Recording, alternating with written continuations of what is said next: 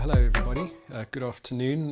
My name's Rob. I'm the field CTO for Europe, Middle East and Africa at Ping Identity.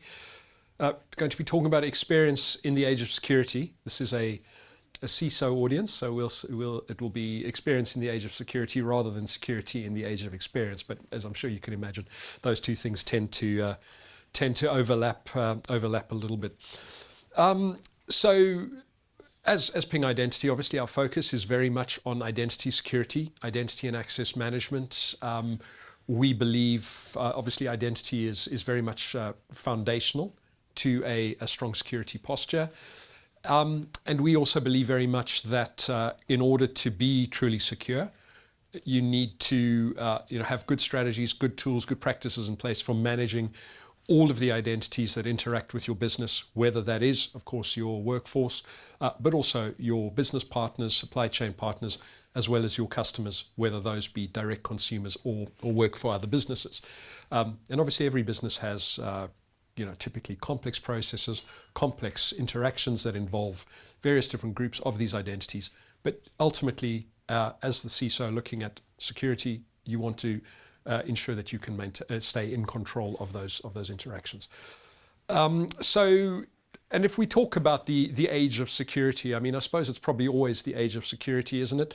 Some statistics here in terms of why sort of systems, processes, and data are coming more under attack than ever. But just some sort of really high-level points here to highlight the importance of identity to that overall security picture, and how very often those individual users, those humans that interact with systems, can be the weakest link, and how we need to help them to keep us secure, which is great in theory until we get to the reality that often those very users that we're trying to keep secure are going to be working against us at every step in the process. Of course, you can't do a conference talk without having a version of the distracted boyfriend meme. But the reality is that, and this is really human nature. Maybe it shouldn't say users, maybe it should just say people. But human nature is to steer towards the path of least resistance, right? To always look for that method of access, that method of getting something done that is more convenient. And obviously, you want to steer them towards doing the thing that is most secure, that keeps themselves safe, that keeps your business safe. But ultimately, if that becomes too onerous, if that becomes too difficult for them to do, they're going to find ways to work around it, to find something more convenient. It's a little bit like the way water always finds its way into whatever crack you have. So what is the angle that we're really trying to get towards from a security point of view? And I think this is very much around zero trust. Again, a term that has probably been used and abused and overused by many vendors over the last 3 or 4 years. But still a very important model in terms of how we think about managing access, managing trust within our organizations, about really understanding very well not only who the identities are, but also what the context is around the access that they're seeking, the relationship between those individuals and the devices and network locations, physical locations that they're using, the relationship to data payloads that they're trying to access, or application payloads or workloads, understanding things like how strongly they've been authenticated, how strongly we've managed to vet their identity, and bringing these all together into a model that gives us centralized control and centralized visibility over access within our environment. Again, it all sounds really simple to do when you look at it from a security perspective, and you really want to be making sure that at every step you're doing the necessary checks, you're trusting but verifying, or in a lot of cases not trusting and verifying again. But how does that then come to play with the experience angle, with that what often seems like a competing agenda, to try and give everybody a good experience, to try and bring them along with you, to remove friction where friction isn't warranted. And a lot of what we do at Ping Identity, more so when we're dealing with external customers, but increasingly with sort of B2B customers, and as well then reaching back into the workforce, is helping organizations to build really good experiences, to use tools like no-code orchestration, journey time orchestration of these user journeys, to really make intelligent decisions, to make contextual, risk-aware decisions at the point of access or at the point of step up or at the point of registration to, to really bring your users along, to try and take that security layer that you're putting in and just move it one layer back, right? Have it happening below the surface so that you're still doing all the checks that you need to do, but you're not putting all of this friction in front of your users, in front of your customers, front and center. The term that we talk about a lot, and I think this is a term that Gartner, if they didn't coin it, they certainly are using it a lot at the moment, is around the concept of an identity fabric, the concept of how do you bring together all of the disparate sources of identity information, different ways of doing authentication, identity verification, and risk profiling, and all of the rest of it, and how do you bring it together into something that you can centrally manage, something that allows you to build great experiences, build journeys in an agile fashion without getting bogged down in custom code for integration, without getting bogged down in long development sprints every time you need to make a change to something. This is the concept of the identity fabric, about how you almost level up those identity services that you have sprawled across your organization into something that you can start to use. Of course, how does this then compete? Does it compete with the zero trust agenda? Does it take away the control or the focus on security? And our argument at Ping Identity is that no, it doesn't. We can very much get these two approaches or these two mechanisms to coexist within the same sort of platform. So let's then talk about what a platform needs to look like in order to give you that level of capability. And really it's around connecting any identity to any experience. This is the way we sort of look at it. And experience is probably a catch-all term that could mean any workload, any application, any API, any sort of set of data, whatever it is that your identities, your users need to connect to. As we've said before, we'll have different categories of identities. We'll have employees, we'll have customers, we'll have business partners, and each of them is going to require something a little bit different in terms of the way you manage them, in terms of the way you authenticate them, and in terms of the way that you assess the risk associated with that access. The platform that we look at divides the processes around these identities into three really broad categories: management, the identities themselves, where do they come from, where do they go? Sorry, sounds like there's a song heading in there. But essentially everything around the attributes of the identity and how we define what they should be doing. Obviously, how do we then enforce the access? How do we ensure the right levels of authentication at the right time? How do we balance that with friction? And then really importantly, particularly when we're looking at workforce and partners, how do we govern those identities? How do we govern the life cycle? How do we stay in control of the entitlements and authorizations that are available to each of those identities? So a comprehensive platform that allows you to manage all types of identities should balance these three capabilities and should give you a lot of power and flexibility in terms of how to make those work together. You obviously want a layer of protection. You want to be able to integrate signals relating to fraud, relating to identity threats, what's going on out there, how do you know when something is safe or not, and that needs to almost surround the whole thing and permeate through all of the journeys. But then you also need that orchestration layer. You need the ability to sort of weave together a journey, weave together a good experience for every user at the point that they're seeking access that is able to leverage the capabilities that the platform provides. AI, of course, and we'll talk about AI in a little bit. AI is becoming the developing brain at the center of all of this, which is really just helping us to move faster and to make smarter decisions within the context of this. Because just having a platform that gives you the capability to do all of these things doesn't automatically mean that it's necessarily straightforward or quick to build the right policies and to enforce them. So let's look at AI specifically. I think that's one of the topics of this of the summit, and we kind of have to mention it. And if we look at the two sort of broad categories of things that we're really trying to bring together and make easier to consume and easier to manage with AI, on the one hand, it's around data signals, right? So particularly when we start to look at zero trust, when we start to look at the context around identities seeking access. There's a lot that we can learn from context. What's going on out there in the world? Are there attacks in progress? Is there something about this particular user in the context of this device or this access request or this application at this time of day that doesn't look right? Is there some new malware that's come out that's affecting machines that are running a particular version of Windows, et cetera, et cetera? We're awash with signals. The question is, how do we distill those down? How do we collect them? And how do we evaluate the ones that make sense within the context of the access that we're seeking to grant or deny?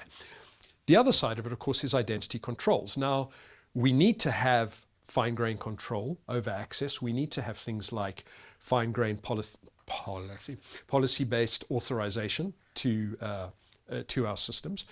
We need to have policies, again, that take into account a lot of the contextual information that we see out there. But we need a way to help us to bring those data signals into that policy, into those controls, to make them more adaptive and to kind of stop the problem that we have where we're just building policy on top of policy on top of policy and always having to manually go in and change and check and fix everything whenever something changes on the signals side of things.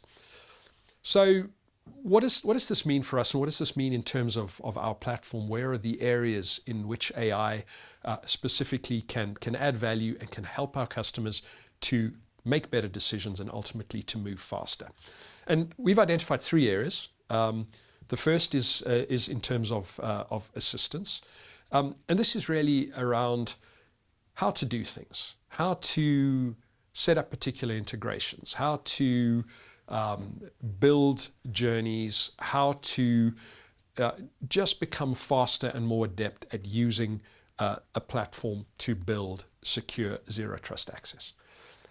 The second piece is it goes a little bit beyond that, and this is really around recommendation. This is around how do I use, the first is about knowledge, the first is providing knowledge. The second is around actually looking into your configuration, looking into what it is that you've done, again, your journeys, your policies, your user base, all the rest of it, and start to provide advice, start to provide examples about, this policy might perhaps leave you vulnerable to such and such a scenario.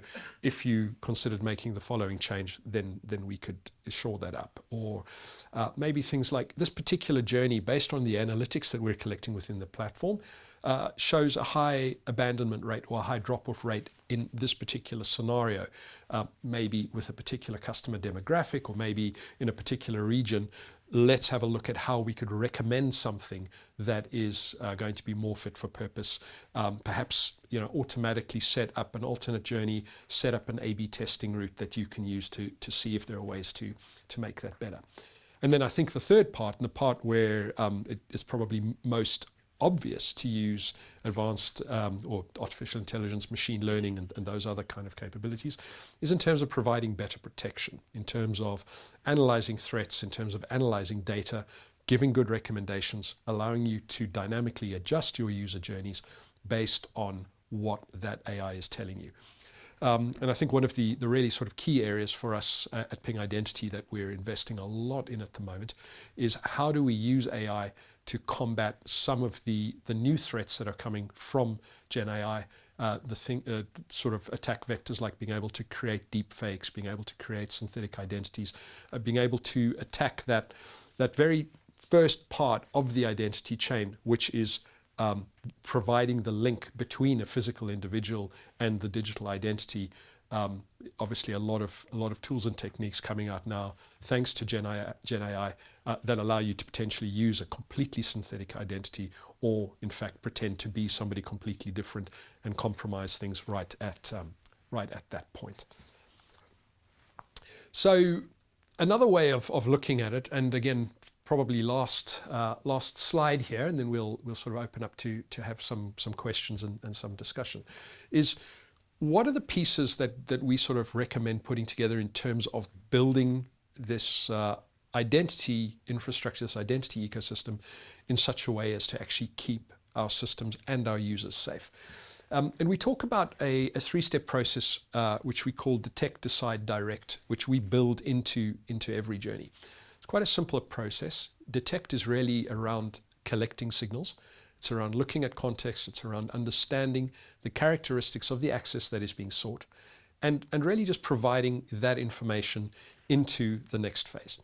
The next phase is what we call decide, and this is where we use what we call policy-based access control, our policy decisioning service. And what that allows you to do is to build policies in a business-friendly language in a way that can be simulated, in a way that can be audited, in a way that can be easily understood, that define what the rules are or what the actions should be based on a particular set of signals. So, and that can be, examples of, well, my identity threat system says that the risk here is medium, but, I have a signal coming from perhaps my device management, my endpoint management system telling me actually that this is a known safe device. It might just be in an unfamiliar location.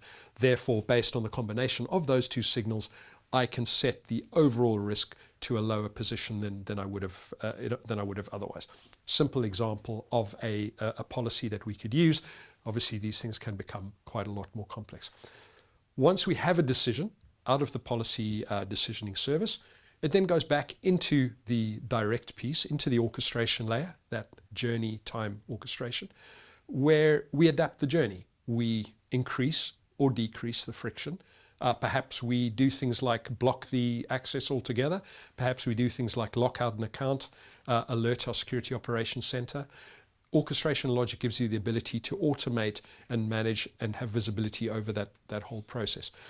But by doing it this way, it gives us the ability to actually be quite fine-grained and quite judicious about what we do at each step of the process. There's no tight correlation between the threat detection and the mitigation that is performed, because mitigation can be subjective based on exactly what the threat is and what the contextual information is around that. An example being, let's say our detection and our decision, let's say our detection tells us that we suspect device compromise, even though there may be a legitimate username and password that's been provided, a legitimate first factor authentication. Our decision point could say to us, based on that decision that we've got, based on the fact that we suspect device compromise, even though our mitigation is perhaps multi-factor authentication, we need to take into account the fact that the device that the user is accessing on has probably been compromised. Therefore, as mitigation, an out-of-band mechanism for multi-factor authentication might make more sense than, let's say, trying to do a step up on the same device. Just an example of how that separation between the detection and then the mitigation through orchestration. Sorry, there's a lot of Asian words here, so I'm not trying to write a Dr. Seuss book, but just how that separation can then really give you tight control over what you're trying to do. Let me mention one particular area that we are hearing a lot, and we're hearing that a lot of CISOs, a lot of security people within our customer base are grappling with at the moment. And that is specifically around how to handle risks associated with third parties, risks associated with business partners, with suppliers. We're seeing a lot of attacks at the moment that are coming in through supply chain, coming in through, the reality is that you can vet your own employees, you can enforce strong security, you can enforce multi-factor, you can make sure that the right person has to do the right thing.